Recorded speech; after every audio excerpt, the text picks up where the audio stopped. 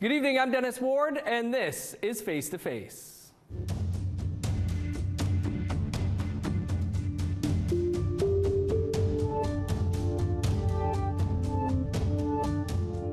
Our guest this week is Jodi Calahoo Stonehouse. Jodi is a member of the Legislative Assembly of Alberta for the riding of Edmonton-Rutherford. Elected in the May 2023 Alberta election, Calahoo Stonehouse is Cree and Mohawk from the Michael First Nation in Alberta. Prior to running for provincial politics, she ran for National Chief of the Assembly of First Nations in 2021. Jodi, thanks so much for being with us this week. Tanse, Dennis, thank you for having me. Wish you were with us in studio here. Always great to have a chat with you, so looking forward to this. Me too. I wish I was there as well. So let's start with your recent election. You were elected in the late May in the Alberta provincial election. Why did you decide to run for provincial politics? Well, it's a bit of a story, and the former Minister of Indigenous Relations, Richard Feehan, had nudged me and continued to nudge me. And I was like, I don't think so, Richard. And then I brought protocol to elders, and I went to ceremony, and I sat with Chief Dr. Wilton Littlechild, and he said, you have to go wherever you can make change. So here I am in the Alberta legislature. Why was it important for you to, go to ceremony, speak with elders and others about running in a provincial election? You know, for a long time, since I was 15, since I had a dream, my ambition has always been about running for national chief and serving First Nations people, following the footsteps of my chop-on, my grandfather. And going to ceremony was about, is this the right direction? Can I still do the work that I dreamed of doing, that I imagined doing? And is this where I belong? Can I make a difference? And the elders, of course, were incredibly supportive. And, going to ceremonies about keeping ourselves grounded and reminding us of our traditions and how it is that we do make decisions. And that is to deliberate with our elders and to go to ceremony. What was it like for you out on the campaign trail? You know, it was incredible, Dennis. I fell in love with my constituents. You know, I think back to the door knocking experience, and there was a 93-year-old German man who, told me about his life when he immigrated here. And then I start to think about his concerns around healthcare, his concerns around the CPP, and the way he's worried about these things. And so then that becomes my worry, that becomes my burden. I then begin to carry those concerns that he gave to me. And so door knocking was an opportunity for me to fall in love with Edmonton-Rutherford and the people who live there. The riding Edmonton-Rutherford is a pretty safe seat for the NDP. You took nearly 65% of the vote there.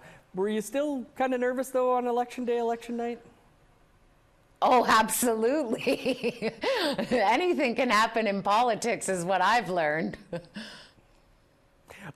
Provincially in Alberta, there have been fewer than a dozen, I believe, Indigenous MLAs ever elected.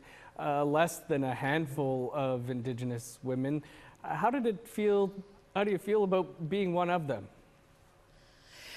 Well, Pearl Calahayson in 1989 was the first Métis woman to be elected into the Alberta legislature. And as it stands, I'm the first First Nations woman to be elected into the Alberta legislature. So what I can say is I most certainly won't be the last. And, we break trail, blood, sweat, and tears so that, future generations can follow our footsteps with ease. And I give thanks and give homage to Pearl for all the work that she did. And I'll continue to break trail for others to follow. Were you hearing from other First Nations women about becoming the first to be elected in the province? You know who was incredibly supportive and continues to be is Nahanni Fontaine. I am in debt and grateful for her mentorship, her guidance, her companion, her sisterhood. She's just really a kind, brilliant, insightful leader, and I'm thankful for her guidance on this. What do you think, Jodi, has been holding back Indigenous people from politics in Alberta? Well, growing up, I heard this sort of rhetoric around those aren't our politics, that's not our place. And it wasn't serving us. I mean, we are Albertans. We do live on these lands, these resources, this watershed, the delta. I mean, our people have lived sustainably on these lands for millennia. So these politics are our politics. We do belong here, and there is space for us. So changing the narrative is part of the work, making space for the next generation to really see themselves reflected here and to feel empowered that they can make decisions, not just for First Nations, but for all Albertans. We care about all the citizens that live here. So it's really about making space for the next generation. And really, that comes back to our elders' teachings. It's always about the next 7 generations. Jodi, you'd mentioned how you spoke with elders, went to ceremony beforehand. But was there, you mentioned people do feel that provincial politics is a colonial system. Did you struggle with the decision around that and whether to enter into that system? Not so much. I think the most important part for me was to have the elder support and the community support, that they also felt that they were being represented, that they belong here, that the community belongs here as well. So it wasn't just about getting me here, it was about bringing them with me. And so it was really about, can everyone see themselves reflected in this place? Can my family, can the elders that support me? And so, the day that we had our swearing in, our elders came and we lifted the pipes and we did a ceremony here, and we invited community members and we feasted here. So we are changing the way things are done here, and that's the beauty of being the first and being part of, a collective of really strong, beautiful people who want to see change, is that we get to do things a little differently. Indigenous women in politics at every level, really, whether it's federal, provincial, municipal, band council, have spoken out over the years over the treatment they've received. You're a former band councillor as well. Have you ever experienced racism or sexism in politics? Well, I think there's misogyny, sexism, racism everywhere. And we have to do everything we can to transform it. And whether I witness it or experience it, I have to use that as my mobilizer, as my strength, so that we can see change, so that we can ensure that the next generation doesn't face those same obstacles. It exists for every woman. It exists everywhere. And so we have to do the work to transform it into a loving, safe place. And it's uncomfortable. We have difficult conversations. It's not necessarily about calling out people, but maybe calling in. It's about surrounding myself with really brilliant, strong, loving people who lift and nurture me. And, sometimes it's not my place or job to call out. Sometimes my colleagues do that work. My colleagues are also my protector, and I'm really thankful to be a part of such an amazing team. I've known you for a couple of years, Jodi, but I can certainly say you're not somebody I'd want to cross. What are some of the ways that you overcome some of those challenges? Well, I think the most important thing is that the medicine wheel teaching, right? So making sure I'm going to ceremony and staying grounded, connected to spirit, connected to Creator, Gitchimanatu, and to the elders. And then the other thing is getting to the gym and swim time, baby. Get it out, get the dopamine up, get the oxytocin going, because it is hard work and it is difficult. And there are conversations that are uncomfortable and painful and triggering. And we don't have the power to change and transform things immediately. So getting to the gym, weightlifting, boxing, having that outlet to stay healthy is really important. And then, of course, cooking with my kids.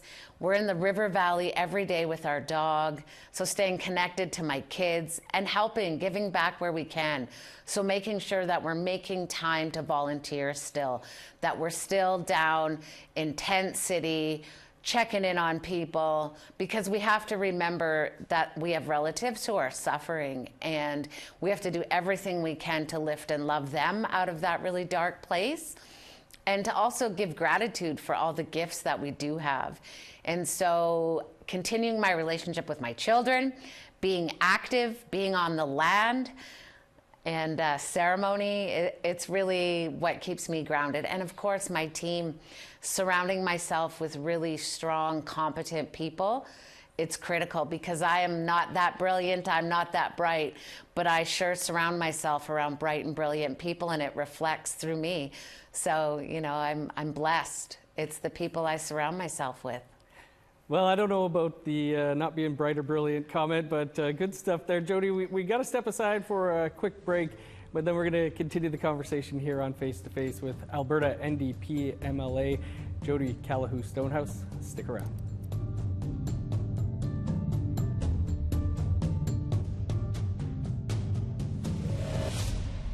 Welcome back to Face to Face. Our guest this week is Jodi Calahoo Stonehouse, an NDP MLA for Edmonton-Rutherford in Alberta. And Jodi, we've been talking about your election and some of the issues that you know, Indigenous people, Indigenous women might face in politics. What do you think, and the fact that, you know, you're the first First Nations woman elected in the Alberta legislature, what do you think could be done to get more Indigenous women or even just Indigenous peoples involved politically? Well, I think we saw it in Manitoba. You know, Wob Canoe has done extraordinary things in Manitoba. Nahanni Fontaine. I mean, we're seeing a movement across the country. And so, you know, in Alberta, it's Brooks Arcan-Paul, it's myself. You know, representation matters. Seeing ourselves reflected in these places and spaces really makes an impact. And then it's also our obligation and responsibility to spend time with young people and, you know, to guide them, mentorship, provide mentorship, and to show that it's possible, that they too could sit here and be here. So, I mean, it's really about the work that we have to do as Indigenous people, is we have to make time, make space, and put in the energy and bring our young people here with us. You do mention a number of other Indigenous politicians in Manitoba and Alberta and elsewhere. Why do you think we're actually seeing more now, more people getting involved in the system and being elected? Well, I think if it's our roots. We care about the land and the people. It's in our DNA to care about this place and the people. And, you know, we've watched through our grandparents' stories, our parents' stories, the land transformation, you know, and we want to be a part of that now. We want to be a part of the future. We want to help determine where we go. You know, we're very much innovative, adaptive, we're critical thinkers, we're responding to crisis, and we're ready to govern. We're ready to help Canada, wherever, if we're in Manitoba, if we're in Alberta, we want to be a part of the change. So, and we have so many brilliant thinkers across the country.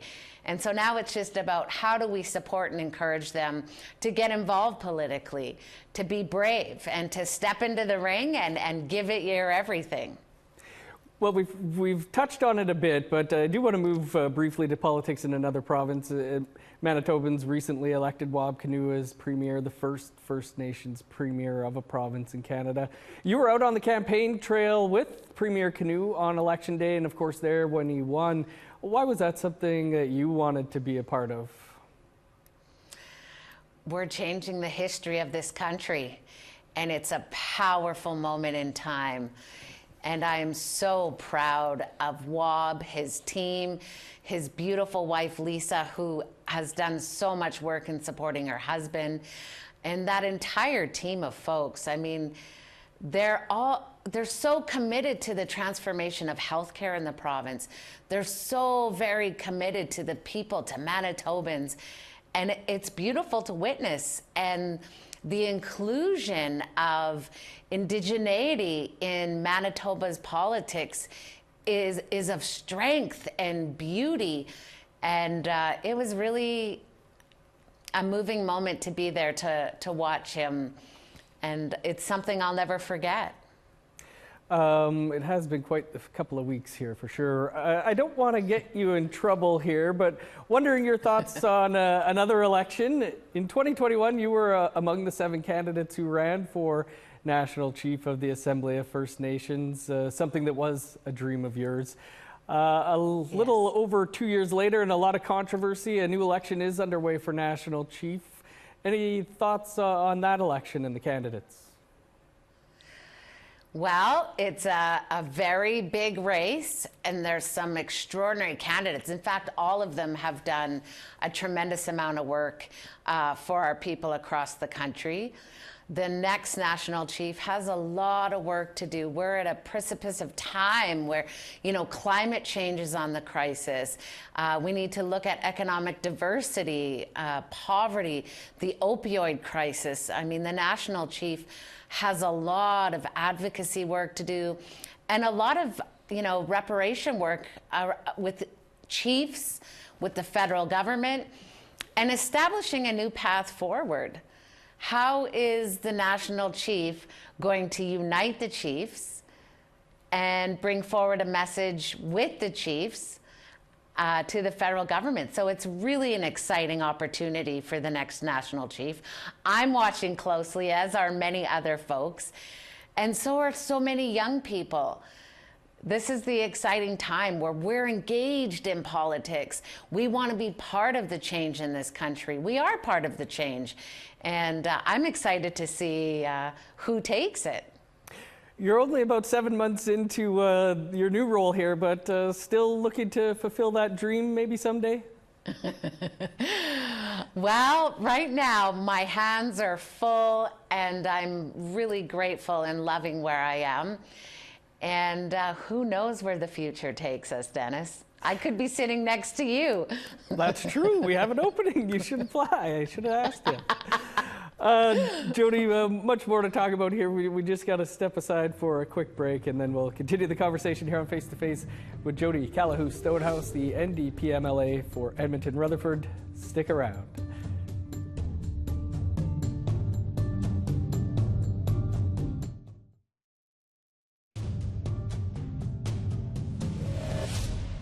Welcome back to Face to Face. Happy to have as our guest this week Jodi Calahoo Stonehouse, the NDP MLA for Edmonton-Rutherford in Alberta. And Jodi, you just recently gave what's referred to as your maiden speech. Can you tell us what that is?